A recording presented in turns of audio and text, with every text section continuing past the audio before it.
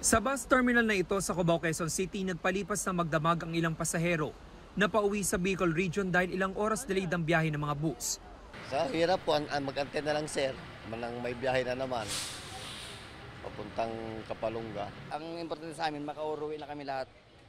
Kahit umuulan pa doon, inabot naman magdamag na naman, wala pa man bus na nadaan. Ang pamunuan ng bus terminal pinapaliwanag naman daw sa mga pasahero na ilang oras na dedelay ang biyahe dahil sa isinasaayos pang bahagi ng Andaya Highway sa Camarines Sur. Sa ngayon po, nagkakaroon kami ng rerouting. Nadaan kami ng Camarines Norte sa Maharlika Highway para pumapabilis ng kaunti ang biyahe ng ating mga buses. Fully booked na ang biyahe ng mga air-conditioned buses patungong Camarines Norte, Camarines Sur at Legazpi City. Pero maaari pa rin makasakay ang mga chance passenger. Sa bus terminal namang ito, fully booked na hanggang December 31 ang air-conditioned buses na patungong Baguio at Zambales.